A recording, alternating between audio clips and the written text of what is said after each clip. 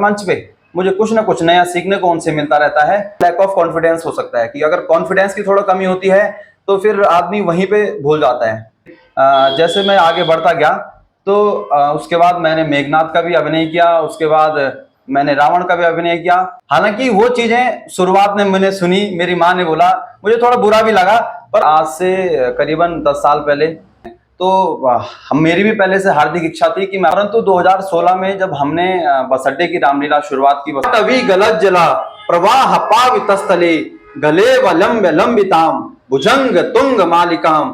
तो उस समय मुझे शत्रुघ्न का रोल रण करने को जब निकलेगा रावण शुत दीवाना रे, और कि जिन्होंने मुझे हमेशा हर मंच पे सिखाने का अवसर प्रदान करते रहते हैं। और हर लुकर अलोड़ा के की राम बनना, लक्ष्मण बनना, सीता बनना होगी, आरती होनी, तीन हमेशा राक्षसी बन। उनकी मैंने एक बेहतरीन जुगलबंदी देखी। उनका किसी मंच पे जाते हैं तो ये होता है कि अगर सामने वाला अगर पूरे कॉन्फिडेंस और पूरे हाई लेवल जोश में है तो मुझे भी उसी प्रकार अपना प्रदर्शन दिखाना है।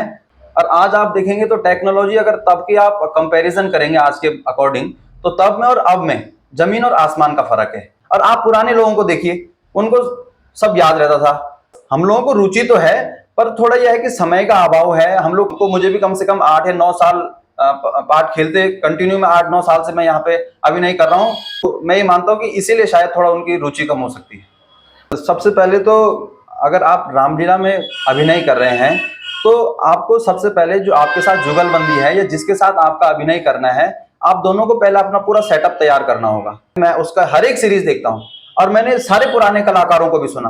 आप देखिए कि रामलीला कल होनी है पर 10 दिन बाद होनी है, तो 10 दिन पहले से रिहर्सल शुरू हो जाएगी। तो देखिए, बदलाव तो तभी होगा अगर हमारे साथ अन्य युवा वर्ग भी जुड़ेगा। पूरे नगर की एक ही रामलीला हो और ऐसी रामलीला हो कि भव्य रामलीला हो।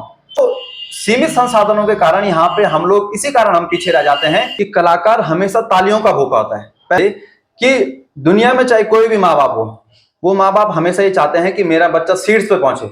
तो मैं ये बोलता हूँ कि आप लोग कॉन्फिडेंस रखिए, आइए फुल जोश के साथ आइए। जब एक अकेली ताकत ने इन सब वीरों को मार दी। नमस्कार, मैं हूं बद्री नौटियाल।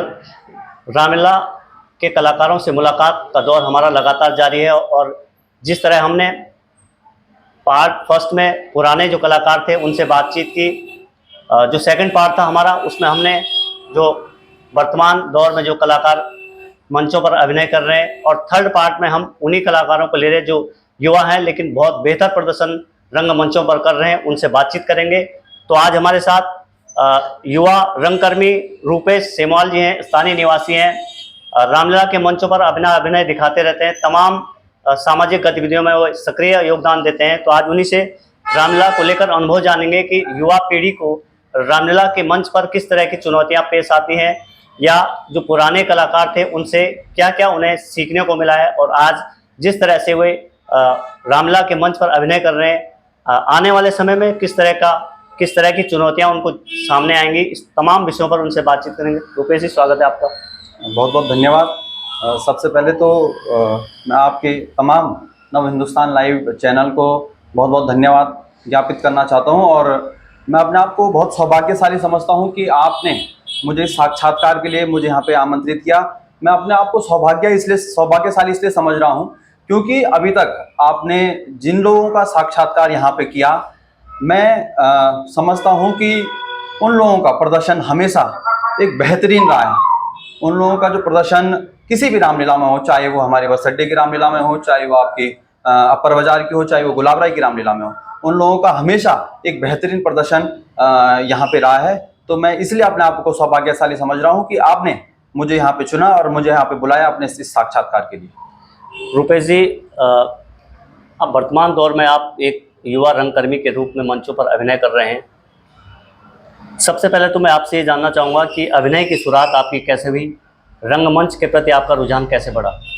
देखिए, आज से करीबन 10 साल पहले 2014 या 2015 में हमारी जो बस अड्डे वाली रामलीला है, परसों मैं आपका एक साक्षात्कार देख रहा था जिसमें कि हमारे बड़े भाई विजय कपराण जी ने हमारे ताऊ जी श्री स्वर्गीय श्री सच्चिदानंद सेमवाल जी का जिक्र किया था। तो उनका ये कहना था कि हमारे पुनाड़ गांव में तो रामलीला होती है, पर जो बाजार का आदमी है या बाजार के जो बुजुर्ग महिलाएं हैं या बुजुर्ग लोग हैं वो गांव में नहीं जा पाते हैं। तो हम मेरी भी पहले से हार्दिक इच्छा थी कि मैं अपने गांव पुनाड़ में ज्यादा नहीं, छोटे मोटे पार्ट, मतलब कभी बंदर बन गए, कभी राक्षस बन गए, तो मेरी बहुत हार्दिक इच्छा थी। परंतु 2016 में जब हमने बस अड्डे की रामलीला शुरुआत की, बस अड्डे की जब रामलीला शुरुआत हुई, तो उस समय मुझे शत्रुघ्न का रोल, क्योंकि उस समय मैं ज्यादा जानता नहीं था, तो इसलिए मुझे उस समय शत्रुघ्न का रोल करने का मौका मिला था। तो उस समय मैंने काफी प्रयास किया, सीखने का काफी प्रयास किया, और उसके बाद धीरे धीरे धीरे धीरे जैसे मैं आगे बढ़ता गया, तो उसके बाद मैंने मेघनाथ का भी अभिनय किया, उसके बाद मैंने रावण का भी अभिनय किया। मैं जिन लोगों को देख के मैंने ये सीखा है, सबसे पहले तो मैं अगर मेघनाथ की बात करूं, तो मैं अपना जो आदर्श मानता हूं, जिनसे मुझे बहुत कुछ सीखने को मिला है, बड़े भाई दीपक सिलोड़ी जी को। उन्होंने मुझे बहुत सारा ज्ञान दिया है, उन्होंने मुझे बहुत बार अपनी चीजें बताई है। और अगर मैं रावण की बात करूं तो हमारे चाचा जी श्री अशोक चौधरी जी, उनको मैं बहुत बहुत धन्यवाद ज्ञापित करता हूं कि जिन्होंने मुझे हमेशा हर मंच पे सिखाने का अवसर प्रदान करते रहते हैं, और हर मंच पे मुझे कुछ ना कुछ नया सीखने को उनसे मिलता रहता है। और ऐसे ही अगर मैं अन्य पात्रों की बात करूं, तो यहाँ पे जितनी भी रामलीलाएं होती है, हमारे पास पात्रों का थोड़ा अभाव जरूर है। तो मुझे अनेक पाठों के लिए जो जो मुझे लोग प्रेरित करते रहते हैं, ऐसे ही हमारे आचार्य दीपक नौटियाल जी बहुत बढ़िया डायरेक्टर हैं, और उनसे भी मुझे बहुत कुछ सीखने को मिला है। ऐसे ही हमारे रमेश भट्ट जी, जो हमारे बस अड्डे के रामलीला में डायरेक्टर भी हैं, बड़े भाई कुलदीप कपराण जी, या हमारे बड़े भाई दीपांशु भट्ट जी, इन सभी लोगों का मैं बहुत बहुत धन्यवाद ज्ञापित करता हूं कि आप लोगों से मुझे हमेशा कुछ ना कुछ सीखने को मिला है। और मेरी हमेशा एक जो हार्दिक इच्छा थी, जो हमारे बड़े भाई जितेंद्र खन्ना जी हैं, जो अभी अपर बाजार की जो रामलीला होती है, मुझे उनकी एक हार्दिक इच्छा थी कि मैं एक बार उनको राम के अभिनय में जरूर देखूं। हालांकि उन्होंने अपने टाइम पे या अपने समय पे उन्होंने राम का अभिनय किया होगा, परंतु वो मौका हमको कभी नहीं मिला, क्योंकि जो उनका चौपाई बोलने का, जो उनका मालकोश बोलने का, जो उनकी बहरत बोलने का जो तरीका है, वो मुझे बहुत सुंदर लगता है। तो इन्हीं सभी लोगों से मुझे एक प्रेरणा मिली, इन्हीं लोगों को मुझे देख के एक जोश मिला। तो इसी प्रकार मैं धीरे धीरे, पहले मैंने आपका शत्रुघ्न का अभिनय किया, उसके बाद धीरे धीरे रावण और मेघनाथ का रोल अभी हम कर ही रहे हैं। परंतु ऐसा है कि जिस समय मैंने शत्रुघ्न का रोल किया था, तो धीरे धीरे 3 या 4 साल बाद मैं राक्षसी दल में आ गया था, मतलब राक्षस दल में आ गया था, रामा दल में ना जाके राक्षसी दल में आ गया था। तो क्या होता था कि जब मैं घर में जाता था, तो मेरी माँ एक हमेशा कहावत बोलती थी, मेरी माँ हमेशा ही बोली कि तीन हमेशा राक्षसी बन, लुका लोड़ा के कि राम बनना, लक्ष्मण बनना, सीता बनना, होगी आरती होनी, तीन हमेशा राक्षसी बन। हालांकि वो चीजें शुरुआत में मैंने सुनी, मेरी माँ ने बोला, मुझे थोड़ा बुरा भी लगा, परंतु क्या है, अब वो मुझे बोलते हैं कि ठीक है, तुम अभिनय कर रहे हो, बहुत अच्छा कर रहे हो, और इसी जो आप जिस भी पात्र आप अभिनय कर रहे हो उसमें खूब आगे बढ़ो। रुपेश जी, बहुत अच्छी बात है। देखिए, मंचन कोई भी हो, रंगमंच का जो मैदान ऐसा होता है, वहाँ पर आपकी प्रतिभा को देखा जाता है, वहाँ पर आप किस पात्र का अभिनय कर रहे हैं, ये बात का विषय है। सबसे बड़ी बात होती है कि प्रतिभा व्यक्ति के अंदर कैसी। आप युवा हैं, जोशीले अभिनय आपने किए हैं, तमाम सारे मेघनाथ में है, बहुत ज़्यादा उसमें ऊर्जा की आवश्यकता महसूस होती है।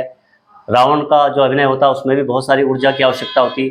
अपने जो दर्शक रहते हैं उनके बीच एक जोश को दिखाना पड़ता है, साथ साथ अपनी कला को भी प्रदर्शित करनी पड़ती है। तो जब आपको पहली बार जब आपने ये मेघनाथ या रावण का अभिनय किया होगा, तो किस तरह का जज्बा आपके अंदर था? देखिए, जो पहली बार जब मैंने ये मेघनाथ का अभिनय किया था, तो मेरी कोशिश यही थी, क्योंकि जब लक्ष्मण और मेघनाथ संवाद चल रहा था, तो जब सामने हमारे जो बड़े भाई हैं दीपक सिलोड़ी जी, वो लक्ष्मण का अभिनय कर रहे थे, तो उनके सामने मुझे मेघनाथ का अभिनय करना था।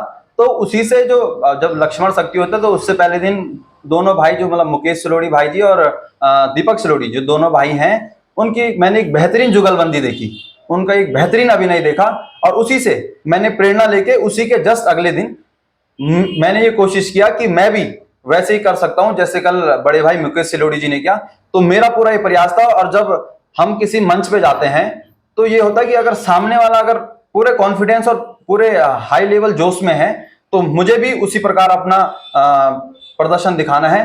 तो थोड़ा परेशानियां जरूर हुई शुरू में, पर धीरे धीरे धीरे हम लोग उनसे कुछ सीखते गए और श्री राम जी की कृपा से आज हम लोग ऐसा है कि एक अच्छा अभिनय कर लेते हैं। रूपेश जी, मंच पर जैसे अभी बात हुई, आपने कहा कि तमाम जो पुराने कलाकार थे उनसे बहुत सारे आपको अनुभव मिले हैं। हमने जो ये जो कार्यक्रम चलाया उसमें कई आपने देखे होंगे बहुत पुराने से पुराने कलाकार थे और कुछ जो वर्तमान समय में अभिनय करते रहते हैं और बहुत अच्छा मंचों पर अभिनय कर लेते हैं। उन लोगों से, तमाम लोगों से बातचीत करके हमें एक जो बात सामने आ रही थी कि जो नए कलाकारों में है थोड़ा रुचि का उनके अभाव है। देखिए, रुचि का अभाव मैं इसलिए भी मानूंगा क्योंकि पहले समय में क्या होता था कि टेक्नोलॉजी उतनी डेवलप नहीं थी, और आज आप देखेंगे तो टेक्नोलॉजी अगर तब की आप कंपैरिजन करेंगे आज के अकॉर्डिंग, तो तब में और अब में जमीन और आसमान का फर्क है। हालांकि जो पाठ बोलने का तरीका है, जो आपका कोई भी मालकोश बोलने का तरीका है या चौपाई बोलने का तरीका सेम है, पर जो टेक्नोलॉजी है वो बहुत डेवलप्ड हो चुकी है। आप देखिएगा हमारे साथ के, मेरे एज ग्रुप के जितने भी लड़के होंगे, आज आप देखेंगे कि सबके हाथ पे डायरी रहती है। मेरे खुद के हाथ पे डायरी रहती है, मेरे एज ग्रुप के जितने भी लड़के होंगे आप सबके हाथ पे डायरी देखेंगे। और आप पुराने लोगों को देखिए, उनको सब याद रहता था, मतलब उनको ऑरली सब याद रहता था, उनको ये डायरी की जरूरत नहीं पड़ती थी। रीजन ये भी है कि एक तो थोड़ा समय का अभाव है, दूसरा क्या होता है जैसे भी हम लोगों को समय मिलता है उस समय हम अपने फोन पे लग जाते हैं, लैपटॉप पे लग जाते हैं या अपने अन्य कामों में लग जाते हैं। हम लोगों को रुचि तो है, पर थोड़ा यह है कि समय का अभाव है। हम लोग कोशिश तो करते हैं कि हम लोग भी मौखिकी उस चीज को बोल सकें, अपने हाथ में डायरी न रखें, क्योंकि अगर हमको वो पाठ अच्छे तरीके से याद होंगे तो हम उनको अच्छे तरीके से हम उनको अपने एक्सप्रेशन के साथ उसको हम अपने पब्लिक के सामने रख सकते हैं। फिर दूसरी चीज ये हो सकता है कि थोड़ा लैक ऑफ कॉन्फिडेंस हो सकता है कि अगर कॉन्फिडेंस की थोड़ा कमी होती है तो फिर आदमी वहीं पे भूल जाता है। इसलिए उसको हाथ पे जो है कि मतलब डायरी रखने के लिए आज मजबूर है। सभी लोग हैं, मैं ऐसा नहीं कि मैं किसी भी एक व्यक्ति को मैं टारगेट कर रहा हूँ, मैं खुद स्वयं की बात कर रहा हूँ कि हम लोग इसीलिए डायरी रखते हैं हाथ पे कि थोड़ा कॉन्फिडेंस की भी। हालांकि अब मुझे भी कम से कम 8 या 9 साल पार्ट खेलते कंटिन्यू में 8-9 साल से मैं यहाँ पे अभिनय कर रहा हूँ, और थोड़ा सा यह है कि कॉन्फिडेंस लेवल धीरे धीरे हाई हो सकता है। पर अभी भी यह है कि जितने भी हम सभी लोग हैं, हमारे एज ग्रुप के जितने भी लड़के हैं, उनमें थोड़ा कॉन्फिडेंस लेवल की भी थोड़ा कमी है और थोड़ा समय की भी कमी है। तो मैं ये मानता हूँ कि इसीलिए शायद थोड़ा उनकी रुचि कम हो सकती है। सबसे महत्वपूर्ण बात यह है कि आज के दौर में जिस तरह का समय है, पढ़ाई का बर्डन तो है ही, साथ साथ उसके काम धाम इतने हैं कि बहुत ज़्यादा बिजी है। उसके बाद भी अगर आदमी रामलीला के लिए समय निकाल रहा है और समय दे रहा है, ये अपने आप में बड़ी बात है। तो सवाल मेरा ये है आपकी, जो नए कलाकार होते हैं मंच पर और अनुभवी कलाकार, जो एक दिग्गज कलाकार जो मंच पर होते हैं, जब उनका आमना सामना होता है तो किस तरह का भाव पैदा होता है? देखिए, सबसे पहले तो अगर आप रामलीला में अभिनय कर रहे हैं तो आपको सबसे पहले जो आपके साथ जुगलबंदी है या जिसके साथ आपका अभिनय करना है, आप दोनों को पहले अपना पूरा सेटअप तैयार करना होगा कि पहले आपका ये वाला चौपाई है, फिर मेरी ये चौपाई है, फिर आपकी ये बहरत है, फिर मेरी ये बहरत है। तो ये सेटअप पूरा एक तैयार करके आपको पहले ही जाना होता है। अगर आप उसको पहले नहीं जाएंगे तो आपका भी मजा किरकिरा हो जाएगा और जो सामने पब्लिक देख रही है उनका भी पूरा मजा किरकिरा हो जाएगा। तो ऐसे ही मैंने ये देखा कि जितने भी हमारे पुराने कलाकार हैं, मैं आपकी साक्षात्कार जो आप कर रहे हैं, मैं उसका हर एक सीरीज देखता हूँ और मैंने सारे पुराने कलाकारों को भी सुना। तो उनके जो उनका अनुभव था, जो उन लोगों ने आपसे साझा किया, मैं उससे पूर्ण रूप से सहमत हूँ कि वो लोग पहले कभी जैसे रिहर्सल होती थी तो उसमें वो कम से कम 1-1 महीने पहले से रिहर्सल चलती थी। आज आप देखिए कि रामलीला कल होनी है, पर 10 दिन बाद होनी है, तो 10 दिन पहले से रिहर्सल शुरू हो जाएगी। तो थोड़ा ये रिहर्सल का भी रिहर्सल इसलिए भी नहीं हो पाती है कि आजकल बच्चों के पास समय कम है, क्योंकि आजकल जो पेरेंट्स हैं वो अपने बच्चों को फ्यूचर के लिए ज्यादा वो मोटिव करते हैं कि आपने रामलीला में जाओगे तो पढ़ाई छूट जाएगी, इस टाइम बोर्ड है, अगर रामलीला में जाओगे तो फेल हो जाओगे। तो बस इस चीज की थोड़ा जरा कमी अभी भी है। तो मैं आपके चैनल के माध्यम से उन तमाम परिवार वालों से, मैं उन तमाम फैमिली मेंबर से मैं ये रिक्वेस्ट करूंगा कि देखिए, पढ़ाई भी अपनी जगह सही है और रामलीला भी अपनी जगह, मतलब जितने भी सारी सामाजिक गतिविधियां हैं वो अपनी जगह सारी बराबर हैं। बहुत सही बात है। स्वीकार करने की जो आपने बहुत महत्वपूर्ण विषय पर जो है बात की है, और निश्चित तौर पर युवाओं के लिए आपके संदेश प्रेरणाप्रद होंगे। जिस तरह से आपने कहा कि जो कुछ कमियां रही हैं, युवाओं को वास्तव में सुधार की आवश्यकता है। बहुत जगहों पर हमने देखा कि वास्तव में समय कम मिल पाता, रियाज कम मिल पाता। जैसे 10 दिन का आपने बताया, 10 दिन का जो है समय मिल रहा है और उसके बाद मंच पर अभिनय करना है, तो निश्चित तौर पर चुनौतियाँ तो होंगी, परेशानियाँ तो पैदा होंगी। रुपेश जी, आप वर्तमान समय में अभिनय कर रहे हैं, युवा कलाकार के होने के नाते आप क्या मानते हैं, किस तरह के इस समय जो वर्तमान समय चल रहा है उसमें क्या बदलाव की आवश्यकता आप महसूस करते हैं, ताकि रामलीलाओं के प्रति लोगों का आकर्षण बढ़े? क्योंकि पुराने दौर की बातें तो पुराने लोगों से हमने कर ली, अब नए दौर की बातें हैं, तो क्या परिवर्तन की आवश्यकता महसूस करते हैं आप? देखिए, बदलाव तो तभी होगा अगर हमारे साथ अन्य युवा वर्ग भी जुड़ेगा। अभी हम लोग, हमारी जो अभी बस स्टैंड पे जो रामलीला है, हम लोग, मैं ये खुद कोशिश करता हूँ अपने स्तर से, मैं ये कोशिश करता हूँ कि हमारे साथ जितना ज़्यादा युवा वर्ग जुड़े, जितने ज़्यादा लड़के लोग जुड़े, उतना ज़्यादा हम उस रामलीला को और भी भव्य बना सकते हैं। एक रामलीला को भव्य बनाने के लिए एक मैनेजमेंट सबसे बड़ा होता है। रामलीला को भव्य बनाने के लिए मैनेजमेंट, हम ये पूरी कोशिश करते हैं कि किसी भी रामलीला को भव्य बनाने के लिए एक मैनेजमेंट बहुत ज़रूरी है, और कोशिश भी हमारी ये रहती है कि हम लोग उस रामलीला को भव्य बनाएं। वैसे तो मेरी हार्दिक इच्छा ये थी कि हमारे नगर क्षेत्र में अभी 4 जगह रामलीलाएं हो रही हैं। पुनाड़ में रामलीला हो रही है, गुलाब राय में रामलीला हो रही है, बस स्टैंड में रामलीला हो रही है, और अपर बाजार में रामलीलाएं हो रही है। हमारे पास इतने अच्छे कलाकार हैं। वैसे तो मेरी इच्छा ये थी कि पूरे नगर की एक ही रामलीला हो, और ऐसी रामलीला हो कि भव्य रामलीला हो, चाहे वो तब गुलाब राय के मैदान में हो, चाहे वो बस अड्डे में हो, चाहे वो पुनाड़ में हो, चाहे वो आपकी अपर बाजार में हो। चारों जगह की मिला के एक भव्य रामलीला हो, जिससे कि अन्य शहर या अन्य लोग देखें उसको तो उनको लगे। मैं जैसे देख रहा था बीच में कि अभी देहरादून में एक रामलीला चल रही थी लाइव, या पिछली बार मैंने देखा कि गोपेश्वर में जो लाइव रामलीला चल रही थी, तो वहां नीचे लिखा भी था कि संयुक्त रामलीला, मतलब जितनी भी रामलीलाएं हैं सब एक साथ करके, एक साथ मिलके वो लोग कर रहे हैं, और वो बेहतरीन बन रही है, एकदम बेहतरीन बन रही है। तो कोशिश यही रहती है कि अगर आपने पूछा कि कैसे उसको हम रामलीलाओं को बेहतर कर सकते हैं, तो रामलीला ऐसे ही बेहतर हो सकती है कि अगर हमारे साथ युवा वर्ग जुड़े, तो हम उसमें एक टीम वर्क करके हम उसको बहुत अच्छे उसमें कार्य कर सकते हैं। तो इसी प्रकार से हम उसमें आगे बढ़ सकते हैं। आपने गोपेश्वर की रामलीला का जिक्र छेड़ा। हम कई कलाकारों से बातचीत कर रहे थे, तो पौड़ी की रामलीला बहुत सुंदर होती है। आजकल गोपेश्वर में रामलीला चल रही है। वहाँ पे जो वहाँ मंच का जो स्तर, स्टैंडर्ड है जो मंच का, आपने देखा होगा, पीछे का जो बैकग्राउंड है, आगे के जो कलाकार, ये सब तमाम चीज़ों पर ध्यान देने की आवश्यकता तो होगी अगर रामलीला को भव्य बनाना है तो। आपके इसी साक्षात्कार में परसों आपने 1 या 2 दिन पहले बड़े भाई दीपांशु भट्ट जी का भी साक्षात्कार लिया हुआ, तो उन्होंने जो उनकी एक बात जो मुझे बहुत बढ़िया लगी, उनका ये कहना था कि किसी भी कार्य करने के लिए आपको फाइनेंशियली बहुत मजबूत होना पड़ेगा। बिना फाइनेंशियल कंडीशन के आप उस रामलीला को भव्य बना ही नहीं सकते हो, क्योंकि यहाँ पे हम लोग एक छोटे शहर में हैं। यहाँ पे एक सबके लिमिटेड संसाधन है, चाहे वो किसी का कमाई का अगर संसाधन है तो लिमिटेड है, वो ऐसा नहीं कि उसके पास अथाह होगा, एक लिमिटेड संसाधन है। और अगर आप किसी के पास चंदा मांगने जाओ तो वो 500 दे देंगे, या 1100 देंगे, या 5100 देंगे, या 11,000 दे सकते हैं। इससे ज्यादा मुझे नहीं लगता कि कोई देगा भी। तो सीमित संसाधनों के कारण यहाँ पे हम लोग, इसी कारण हम पीछे रह जाते हैं। मैं इसीलिए बोल रहा हूँ कि संयुक्त, हमारे यहाँ भी एक ही रामलीला होनी चाहिए। पूरे नगर क्षेत्र में अगर एक ही रामलीला होगी तो हम उनसे भी भव्य रामलीला यहाँ पे कराने का दम रखते हैं। रुपेश जी, जो सीनियर कलाकार हैं जिनसे हमने बात की लगातार, और जो अभी भी मंचों पर उम्र को पीछे छोड़कर अभिनय करते हैं, उन लोगों से, जो सीनियर्स कलाकार थे, उनसे आप युवा होने के नाते क्या अपेक्षा रखते हैं? देखिए, युवा और हमारे जो बुजुर्ग लोग हैं, मैं तो ये बोलता हूँ कि अपने अपने फील्ड में सब बढ़िया हैं। मतलब मैंने परफॉर्मेंस किया या किसी और ने परफॉर्मेंस किया, अपनी जगह सब बढ़िया है। आपके जो साक्षात्कार जो सीरीज है, मुझे लगता है कि मुझसे पहले जितने भी लोगों ने आप साक्षात्कार दिया, वो अपने आप में एक बेहतरीन कलाकार हैं। आप परसों एक जिक्र हो रहा था कि बड़े भाई विमल नौटियाल जी हमारे पुनाड़ में हैं और हनुमान का अभिनय करते हैं। तो मैं बोल रहा हूँ कि जो वो हमको ऐसा लगता है कि साक्षात हनुमान है। अगर कभी हमारे माइंड में जो एक क्रिएटिविटी बनती है, अगर हम अपने माइंड में एक क्रिएटिविटी बनाएं कि हनुमान का रोल, तो हमारे आज भी हमारे माइंड में ये चीज आती है कि हनुमान कैसा लगा होगा उस समय, कैसा हनुमान रहा हो, कि विमल भाई की बिल्कुल एक आकृति हमारे मस्तिष्क में आ जाती है।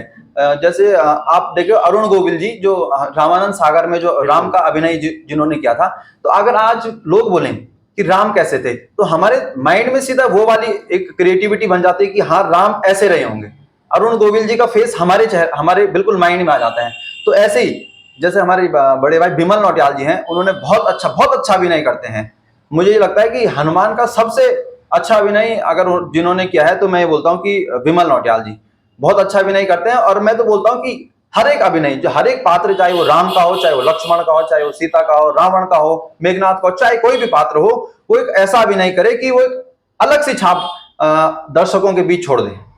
रुद्रप्रयाग की हम बात करें तो तमाम जगहों पर रामलीला हो रही है। आपने कहा वास्तव में जो दर्शक हैं वो तमाम सोशल मीडिया के दौर से जुड़े हैं, लोग लाइव रामलीला देख रहे हैं। क्यों रामलीला को देखने आए लोग? आप युवा होने के नाते, युवा रंगकर्मी, आप मंच पर अभिनय कर रहे हैं और आप अपेक्षा कर रहे हैं कि बहुत ज़्यादा भीड़ हो।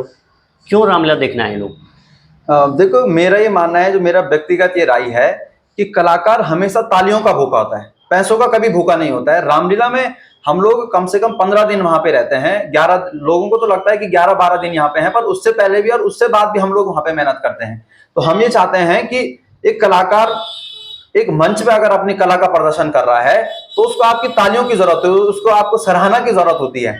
वो आपका देखिए कि कोई कलाकार पैसों का भूखा नहीं है।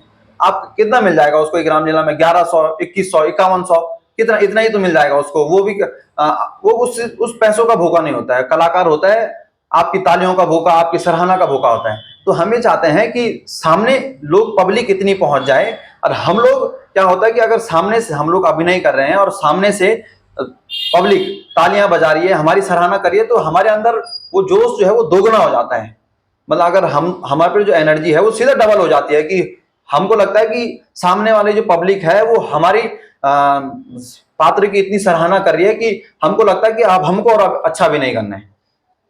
रुपेश जी, आपने एक बात बोली अभी कि जब आपने माँ का जिक्र किया कि जब राक्षसी उस वेशभूषा में आप दिखे और राक्षसी पक्ष का आपको प्रदर्शन करना पड़े, ठीक है, राम और लक्ष्मण, ये रामादल के जो भी हैं उनकी आरती उतारी जाती है, लेकिन जब आप मेघनाथ या रावण के रूप में मंच पर अभिनय करते हैं और दर्शकों की तालियां बजती, तब माँ को कैसा महसूस होता होगा? देखिए, मैं तो एक चीज बोलना चाहूंगा आपके चैनल के माध्यम से कि दुनिया में चाहे कोई भी माँ बाप हो, वो माँ बाप हमेशा ये चाहते हैं कि मेरा बच्चा शीर्ष पे पहुंचे, मेरा बच्चा एक ऐसी जगह पहुंचे कि उसकी हर कोई सराहना करे। तो निश्चित तौर से अगर हम रावण और क्या मेघनाथ के अभिनय में अगर रहते हैं और लोग हमारी सराहना करते हैं, तो निश्चित ही उनको भी एक गौरवान्वित महसूस जरूर होता होगा कि यार हाँ, हमारा बच्चा भी इतना अच्छा अभिनय कर रहा है, हमारे बच्चे के लिए भी इतनी तालियां बजती है। मैं इसलिए बोल रहा हूँ आपको कि मैंने शुरू 3-4 साल ये चीजें हमेशा सुनी, अपनी माँ से मैंने हमेशा ये चीजें सुनी कि अन्य लोगों की तो आरतियां हो रही है और रावण और मेघनाथ को कौन पूछेगा। उनको तो एक तरीके से आप समझ लीजिए कि उनको एक निगेटिव ही लोग देखते हैं, चाहे वो रावण कितना भी विद्वान क्यों ना रहा हो। फिर भी हम सभी लोगों के माइंड में एक क्रिएटिविटी ऐसी सेट है कि रावण ने हमेशा उल्टे ही काम किए। तो इसलिए हमारी माँ ने इसलिए बोला था कि राम लक्ष्मण हनुमान सीता एक ऐसा अभिनय करो कि जिससे लोग आपकी आरती उतारें, जिससे लोग आपके पांव पड़ें। तो मैंने कहा कि यार वो हमारे नहीं है, मतलब मुझे नहीं पसंद आया। मुझे शुरू से ही एक ऐसा रोल पसंद आया कि जिसमें बिल्कुल जोशीले जो पार्ट हैं, चाहे रावण का है चाहे वो मेघनाथ का है। तो फिर मैंने यही सोचा कि मैं यही वाले अभिनय करूंगा। लेकिन ये मंचन है, रंगमंच का क्षेत्र है, इसमें आपको पक्ष विपक्ष का सवाल तो हो गई। क्रिकेट मैच होता वहाँ भी पक्ष विपक्ष की टीमें होती, जब महाभारत का युद्ध हुआ वहाँ भी 2 पक्ष हुए, रामायण का मंचन होता वहाँ भी 2 पक्ष होते। इस तरह से ये तो एक मंचन है, लेकिन निश्चित तौर पर एक संदेश हम समाज को देते हैं कि इस तरह के आयोजन से हमें क्या सीख लेनी चाहिए। निश्चित तौर पर आप लोग उससे रामलीला के मंचन में आप क्या सीख लेते हैं जो आप अपने युवा साथियों को भी देना चाहेंगे?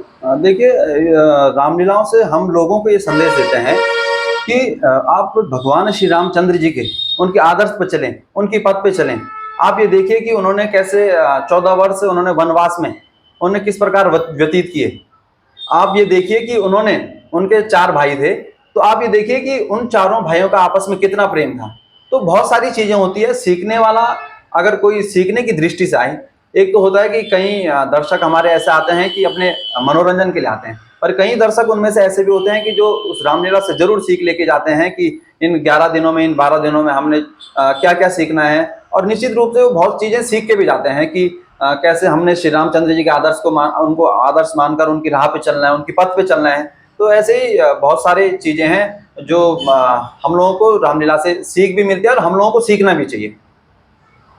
रुपेश जी, कई युवा कलाकार आज भी मंचों पर जाने से कतराते हैं, या एक जो प्रवृत्ति है उनकी वो एक शर्म की प्रवृत्ति है कि मंच पर जाना तो कैसे अभिनय करेंगे, कहीं खराब ना हो जाए। क्या इन साथियों को क्या कहना चाहेंगे आप? देखिए, मैंने वही बोला कि जब तक आप किसी मंच पे नहीं गए तब तक आपके, देखिए कलाकार एक ऐसी चीज है कि मतलब भगवान ने सबको बनाया है, किसी न किसी के अंदर कुछ न कुछ खूबी जरूर दी है। तो हम बोलते हैं कि एक कलाकार को मंच की जरूरत होती है।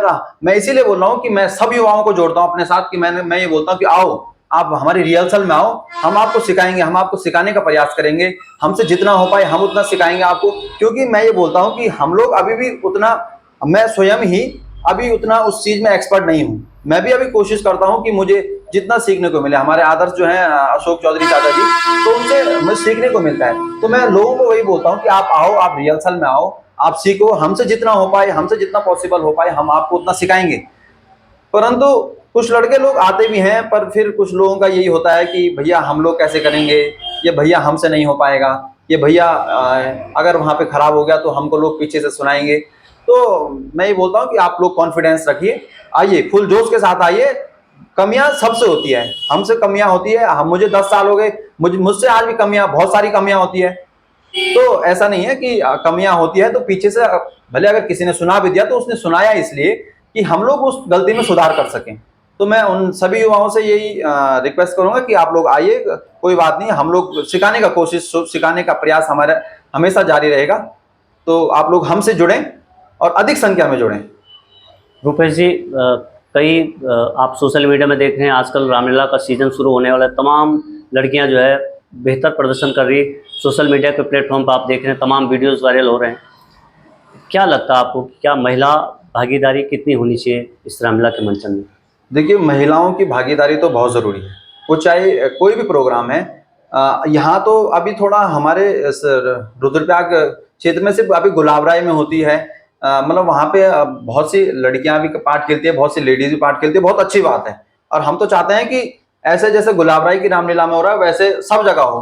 परंतु कुछ ऐसी चीजें हो जाती है कि हमारे यहाँ सीमित संसाधन है, तो उस चक्कर में हम लोग जो है कि महिला पात्रों को नहीं रख पाते हैं। हमारी कोशिश तो रहती है कि अगर सीता का पाठ है तो कोई महिला ही खेले, या फिर कैकई का है, मंदोदरी का है, सुलोचना का है, चाहे कोई भी पात्र है, हम ये चाहते हैं कि महिला ही वो पात्र अभिनय करे। परंतु कुछ हम ये बोल सकते हैं कि कुछ सीमित संसाधनों के कारण हम उन महिला पात्रों को हम उनका चयन भी नहीं कर पाते हैं। तो इसी चक्कर में कोशिश तो हमारी ये रहती है कि आए और बहुत सारी महिलाएं भी उसमें भागीदारी दें। परंतु कोशिश रहेगी कि आगे से हमारे साथ वो लोग जुड़ें। रुपेश जी, अंतिम सवाल आपसे, जो बच्चे हैं आपके साथ के हैं या उससे आपसे नीचे हैं, बहुत छोटे हैं, और मंचों पर अब करना चाहिए उन्हें, क्योंकि निश्चित तौर पर जो लोग मंचों से कदम पीछे उठा रहे हैं उनके बाद आप युवा पीढ़ी के जिम्मे जो है इस संस्कृति को आगे बढ़ाने का जिम्मा है। तो क्या आप उन बच्चों को कहना चाहेंगे, क्योंकि अब रामलीला के सीज़न में लगातार कई जगह हम देख रहे हैं कलाकारों की बहुत ज़्यादा कमी महसूस हो रही है? देखिए, मैं अपना जो व्यक्तिगत राय मानता हूँ, मैं तो ये चाहता हूँ कि हमारी उत्तराखंड की जितनी भी संस्कृति हमारे जितने भी रीति रिवाज हैं वो हमेशा शीर्ष पर जाएं। वो उत्तराखंड में नहीं, हमारे विदेश तक हमारे उस जो रीति रिवाज हैं वो हमेशा बाहर जाएं। आपने बीच में ही देखा होगा भी हमारे पुनार में पांडव नृत्य भी हुआ था, तो वहां पे भी हम लोगों ने पूरी कोशिश की कि युवा वर्ग जितना उसमें शामिल हो पाए। क्योंकि ऐसा होता है कि जो हमारे बुजुर्ग लोग हैं वो एक सीमित समय तक वहां पे रहेंगे, चाहे वो रामलीला की बात देखें आप, चाहे वो पांडव नृत्य की बात देखें, वो सीमित समय तक वहां पे रहेंगे। परंतु अगर हम लोग आज इस पीढ़ी से अगर हम उनके साथ जुड़ेंगे तो निश्चित तौर से हमको उनसे बहुत ज्यादा अनुभव मिलेगा। अब हम कोशिश भी यही करते हैं कि हमारे साथ और भी लड़के जुड़े, या हमसे जो थोड़ा बड़े लोग हैं वो इन चीज़ों में रुचि नहीं रखते हैं, इस चीज़ में इंटरेस्ट नहीं रखते हैं, तो हम उनको ही बोलते हैं कि आप आओ, रामलीला आओ, आप देखो, आप यहाँ पे मनोरंजन करो लोगों का। अब यहाँ पे नहीं आते हो आप, पांडव नृत्य में आओ, वहां आप अपनी भागीदारी निभाओ, तो निश्चित तौर पर कुछ ना कुछ जरूर सीखने को मिलता है। और सीखने को क्या, मैं तो ये बोलता हूँ कि भगवान श्री रामचंद्र जी का जिसने बहुत अच्छे तरीके से, जिसने यहाँ पे अपना रोल बहुत अच्छे तरीके से निभाया है, या जिसको जो भी जिम्मेदारियां दी जाती है रामलीला में, जिसने बहुत अच्छे तरीके से निभाया है, निश्चित तौर पर उसको सफलताएं, अपने जीवन में सफलताएं जरूर मिलती हैं। रूपेश जी, आपने अभिनय किया मेघनाथ का, उसका तो चाहेंगे एक दो गाने जो है छोटे मोटे 2-4 लाइनें जी जरूर। जो आपको याद है। आप देखिएगा कि जब लक्ष्मण और मेघनाथ का संवाद होता है, तो उसमें पहला ही गीत यह है कि मेघनाथ बोलता है कि रण करने को जब निकलेगा, रण करने को जब निकलेगा, रावण शुत दीवाना रे, धरा धसेगी प्रलय मचेगा, धरा धसेगी प्रलय मचेगा, व्योम लगेगा थर्राने। तो ये तो मेघनाथ का हो गया जी, ये मेघनाथ का है। और अगर मैं रावण की बात करूं तो निश्चित तौर पर वैसे तो ये देखा जाए कि रावण को, मतलब मुझे जहां तक अनुभव हुआ, क्योंकि मैं थोड़ा बहुत पढ़ने का प्रयास जरूर करता हूं, तो रावण को जिस समय सुपर्णखा की नाक कट गई थी और खर और दूषण को राम ने मार दिया था, तो उसी समय रावण को पता चल गया था कि निश्चित तौर पर इस धरती पर नारायण ने अवतार ले लिया। तो उसका एक ऐसे ही गीत है कि जब एक अकेली ताकत ने इन सब वीरों को मार दिया, जब एक अकेली ताकत ने इन सब वीरों को मार दिया, तब निश्चय यह सिद्ध हुआ नारायण ने अवतार लिया। यदि वे सचेत पशवी हैं, यदि वे सचेत पशवी है, तो बैर का नाता जोड़ूंगा, फिर जन्म जन्म का बंधन में, फिर जन्म जन्म का बंधन में, इन हाथों से फिर तोड़ूंगा।